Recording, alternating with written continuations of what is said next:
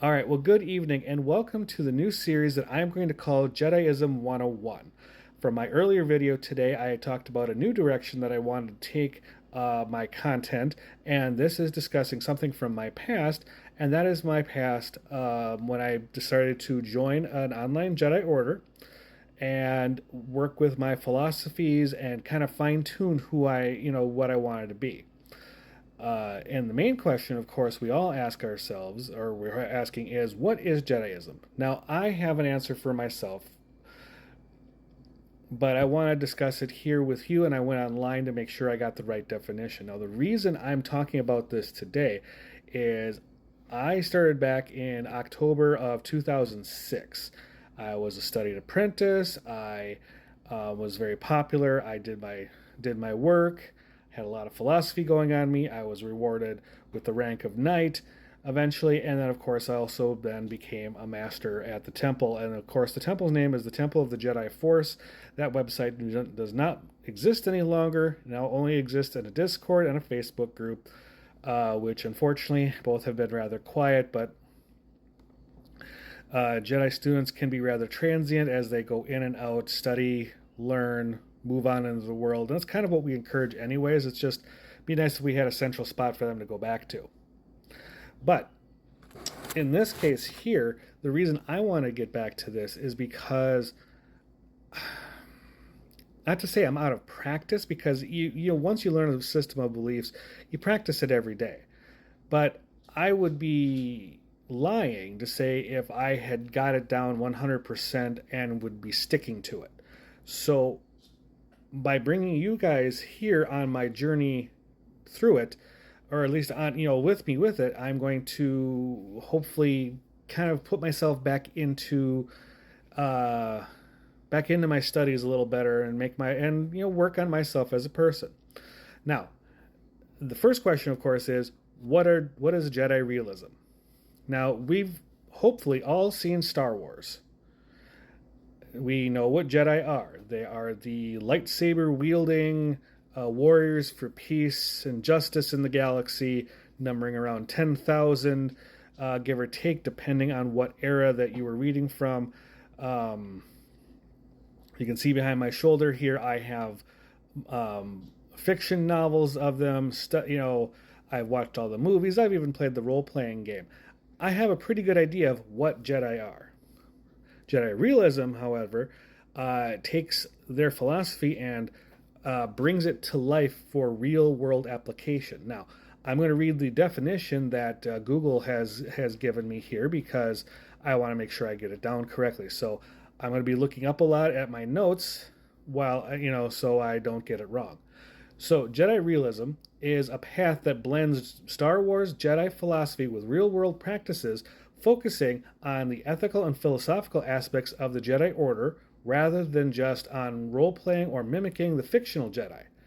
It emphasizes on personal growth and self improvement through the application of Jedi values and principle in everyday life. So, the key of this is self improvement.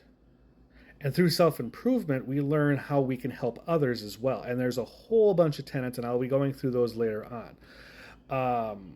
The real world inspirations for Jedi that George Lucas came up with, practitioners are drawing upon philosophical and spiritual traditions like Buddhism, Hinduism, Stoicism, martial arts. I have brought in Bushido is a big thing for me. Chivalry, the code of chivalry is a study of mine, all this kind of stuff. And I really seek to have that type of growth. We want to encourage individuals, and I'm reading back on the notes again here, to cultivate virtues like compassion, resilience, integrity, and seek personal growth. This is the embodiment of Jediism. We are trying to improve upon ourselves in an ethical and spiritual way. As I've always taught it, it is a balance of their three selves. And if you've heard me talk about this before, so there's a physical self, that's easy to train.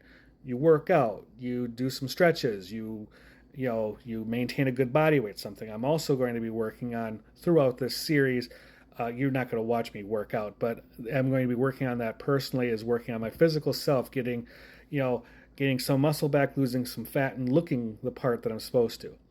The mental self is book reading, philosophy, even works of fiction. You can learn things, nonfiction stuff like this.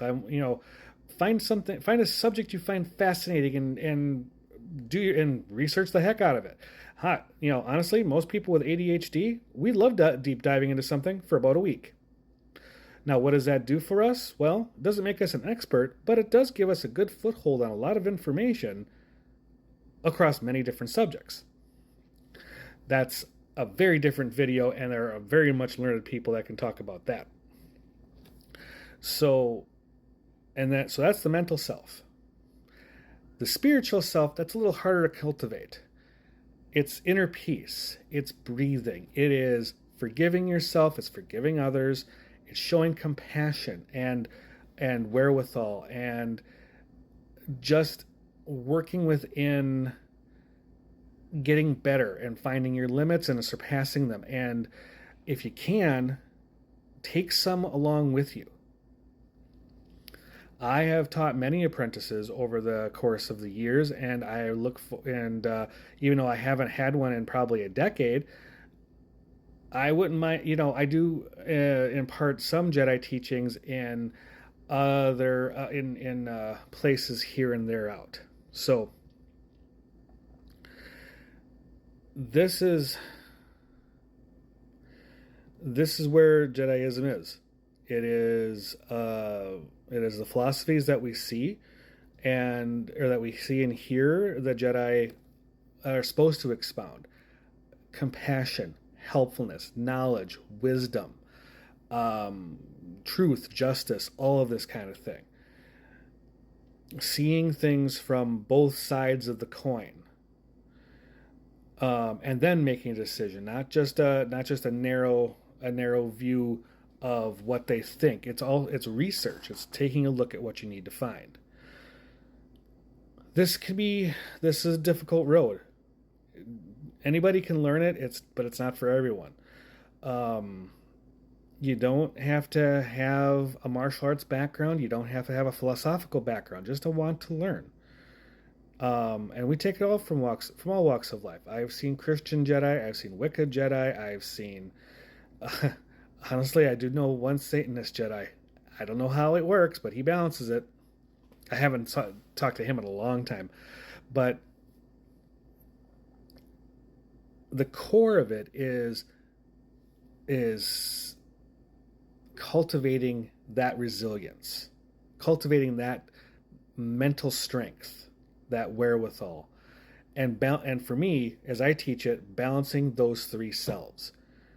And it's easy to get those out of balance. Someone who works out a lot but doesn't read, well, good physical self. Someone who reads a lot but doesn't know how to get up a bookcase or a staircase without breathing hard, well, got to work on the physical self there.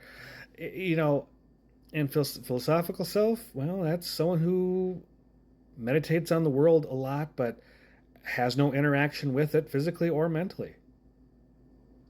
And there's places for those type of people, but I think for a truly balanced self, you want to look at this. So in the series that I'm working on here, we're going to be breaking down different parts of it individually.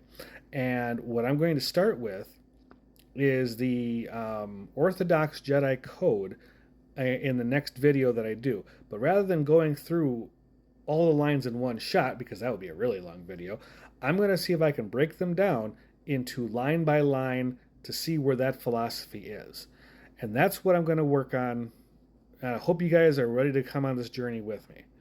So, with that, I'm going to leave you go for the evening. Make sure that you are taking care of your physical self. Drink some water. Make sure you're wearing sunblock. Stay cool, stay warm, depending on where you are in the world.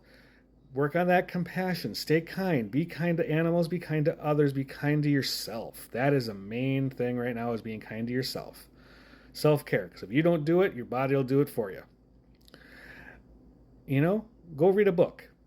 Do something. Learn something. It's always good for you. Till then, my friends, please be kind and may the Force be with you.